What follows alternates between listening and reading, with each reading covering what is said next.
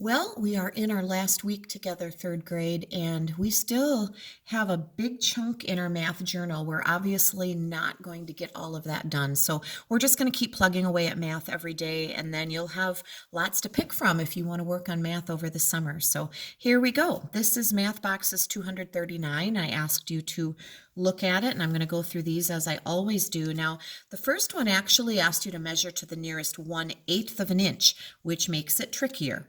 Right? So as I hold up my measuring tool here, I see that it is over 1. It's not 1 1/4. And this little, there are 16 little marks on my measuring tool between 1 inch and 2 inch. Okay, so that first little mark after 1 inch would be 1/16.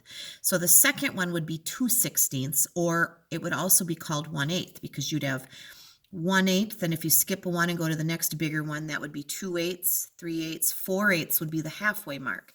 So this actually looks like 1 1/8.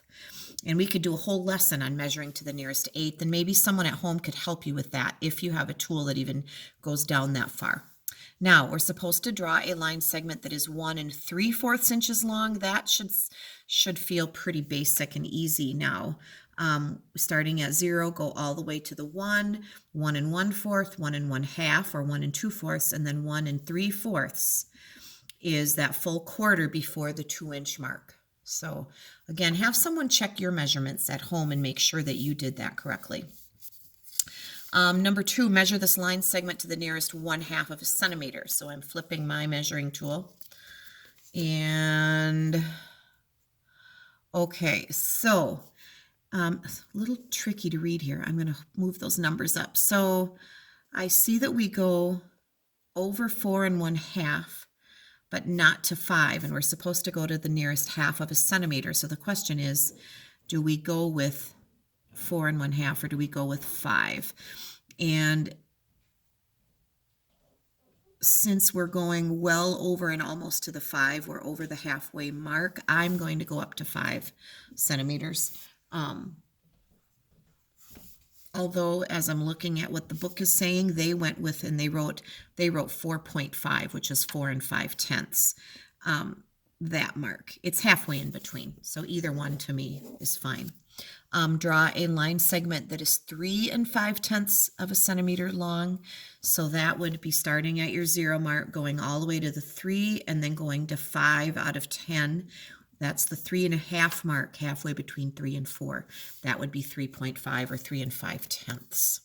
All right, measuring volume, talking about volume liters, think of bottles of water and pop and things like that. 1,000 milliliters is 1 liter. Milliliters are tiny little measurements, and it takes 1,000 of them to make a liter. The bottles of water that people buy and drink a lot, those are a little over 1 liter, if that helps you get an idea of what a liter is. 2,000 milliliters then would be 2 liters. 5,000 milliliters would be 5 liters, and 500 milliliters would be half a liter. Okay. Finding the median, we have to put those numbers in order, smallest to largest. We've kind of done this a little bit over the last couple weeks as a review, which is good. I hope I don't forget any here. I'm crossing them out as I go. 234, oops, that's a 34 and a 34. Then a 45 and a 56. Messy, Mrs. Adams is writing here. But to find the median, we just have to find the middle, and that would be the number 34. Middle number in order. All right, maximum, minimum, and range of this data. Maximum would be your largest, which is the number 25. The smallest or minimum would be the number 6. And if you subtract maximum minus minimum, you would get 19 for the range. Tools we would use to measure temperature would definitely be a thermometer. The weight of your student reference book, which is the hardcover book we used a lot in math this year, we would use a scale of some sort for that. The perimeter of the student reference book, if you're going around the outside of it, I'm using a ruler to measure the sides, probably the long side and the short side, and then I would double that. and get that perimeter. All right, I'm going to go right into the back side, which is a review of measuring. And we're supposed to measure A to B and C to D, which runs down the side of your paper. And it says, which is longer? Well, we're measuring in centimeters. And so I believe that every zig and zag is going to be the same measurement, and I get 1.5 or 1.5 centimeters, and I'm sure if I check it, it's going to be the same. Yes, it's going to be the same each one, okay? And so it would be 1.5, 1, 2, 3, 4, 5, 6, 7, 8 times. If I added A to B up, it's 1, 2, 3, 4, 5, 6, 7, 8, and then 9, 10, 11, 12. I'm counting up the halves. It would be 12 centimeters if I added all of those up. How did I do that? What was I doing? I was counting 8 whole centimeters, and then every time you go up and down a hill, you get another centimeter, a half and a half. So that would be 4 more. That's how I got 12. And then I'm going to measure C to D here in centimeters. And I am getting 11.5. So which one is longer? A to B is actually longer, isn't it? By 0.5 centimeter. On the top edge of the ruler, make a dot at 3.5 inches and label it E. So, boy, I'm sorry. I forget that you can't see everything on my phone screen here. 3.5 inches would be 3. The halfway mark would be here. That would be E. Make a dot at 4 3/4 and label it F. So 4 3/4, that is letter F. Make a dot at 2 7/8 and label it G. That's going to be a little trickier. These 8s are 1/8, 2/8, 3/8, 4/8. Okay. 5, 6, 7/8 would be right there. So 2 7/8, and that is letter G. Now, what is the distance from E to F? And we're dealing in inches, so I'm going to measure in inches. From E to F, I get 1 whole inch and 1/4 of another. I get 1 1/4 inches. From E to G, well, I'm just going to start at G.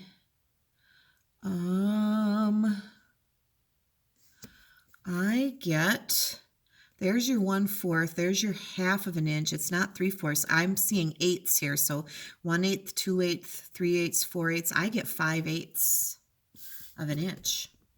I wonder what the book would say about that. I get 5 out of 8 of an inch. F to G, that's the whole here.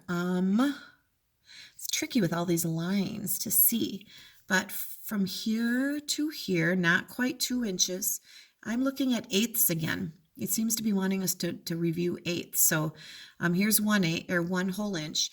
1/8, 2/8, 3/8, 4/8, 5/8, 6/8. That's 7/8. That's 1 7/8 of an inch. Now, I'm cruising through this pretty quickly. If you are struggling with this or feeling like I'm just really writing down the right answers and I don't know what I'm doing, I would encourage you to talk to someone at home to help you see that. It's really hard to show and take the time that I need to on this video to show you all of that. So I would ask that you ask someone to give you a little extra help with measuring.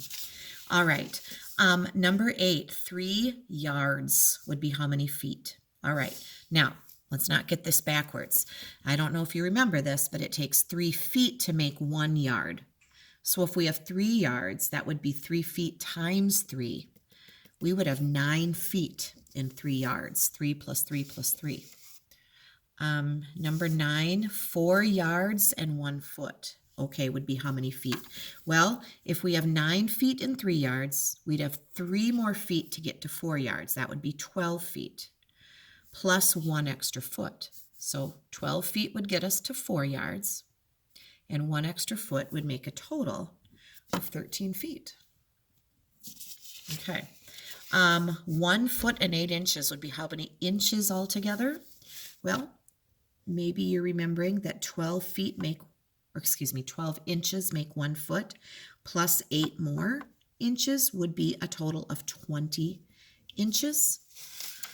Okay, 7 feet equals how many yards and how many feet?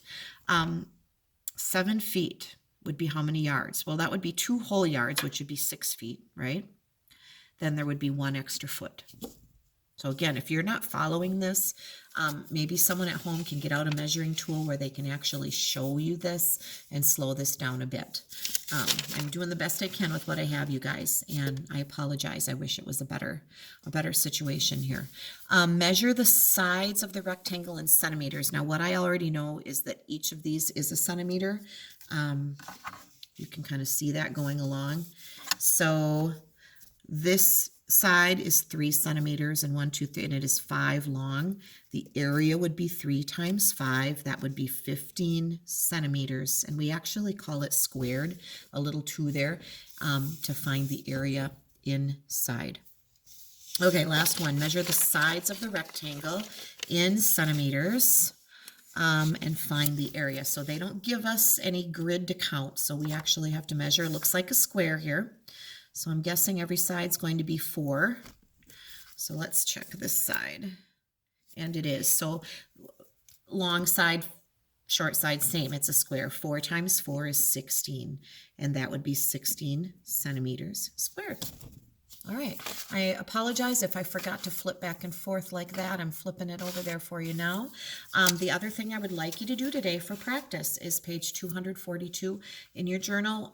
Some a triple digit times a single, but then the last 4 are double times double. You're going to have to do your layers, but you guys are getting good at that, right?